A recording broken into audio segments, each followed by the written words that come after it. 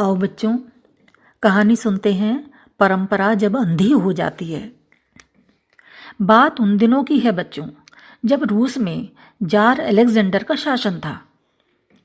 उसके व्यक्तिगत निवास में बहुत थोड़े से और विश्वास पात्र लोग ही पहुंच सकते थे। हर कोई नहीं जा सकता था। एक दिन प्रशा के राजदूत, जिनका नाम बिस्मार्क था, वो जार से भेंट करने के लिए उनके महल पर गए। बिस्मार्क जहां बैठे थे उसके ठीक सामने खिड़की पड़ती थी, जहां से बहुत पीछे तक का बाहरी दृश्य भी दिखाई पड़ता था। बिस्मार्क ने देखा कि बहुत देर से एक राइफलधारी संतरी मैदान में खड़ा है।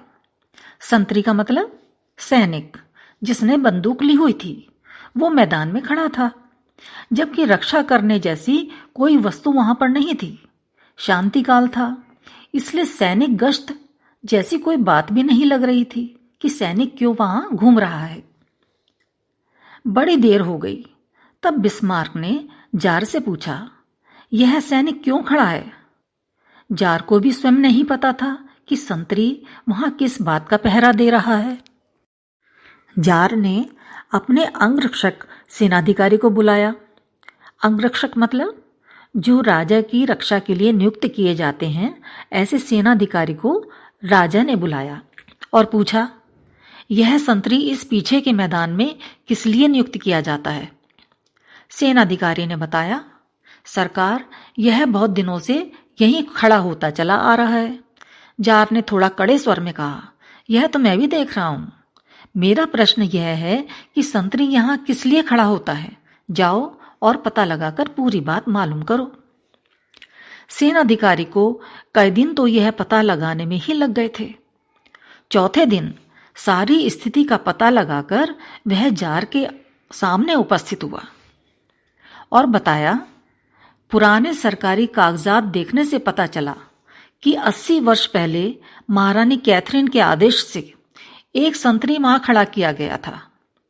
बात यह थी कि एक दिन जब महारानी कैथरीन घूमने के लिए निकली, तब इस मैदान में बर्फ जमा थी। सारे मैदान में एक ही फूल का पौधा था और उसमें एक बहुत सुंदर फूल खिला हुआ था। महारानी कैथरीन को वह फूल बेहद सुंदर लगा, इसलिए उसकी सुरक्षा के लिए उसी समय उन्होंने वहां एक संतरी खड़ा करने का आदेश दे दिया और इस तरह वहां संतरी खड़ा करने की परंपरा चल पड़ी। 80 वर्ष हो गए, ना किसी ने आदेश को बदला और ना ही किसी ने उसको बदलने की आवश्यकता अनुभव की। इसलिए उस स्थान पर व्यर्थ ही पहरेदारी बराबर चलती आ रही है। जार को गुस्सा भी आया और हंसी भी आई। गुस्सा उन्हें इसलिए आया कि परंपराओं का निरीक्षण नहीं किया गया, इसलिए बिना वजह यह खर्च व्यर्थ होता रहा। और हंसी इसलिए आई कि पहले तो एक भी फूल था, पर 80 वर्ष से तो उस मैदान में अच्छे घास भी नहीं है। न जाने संतरी किसकी रखवाली कर रहा है। कहानी यहां समाप्त नहीं हो गई बच्चों, वरन सही कहानी अब प्रारंभ होती है। और वो यह है कि समाज में दहेज प्रथा, पर्दा प्रथा, जाति पाति, ऊंच नीच, मृतक भोज एक स्वस्थ परंपरा के रूप में प्रचलित किए गए थे, अब अंध परंपरा बन चुके हैं।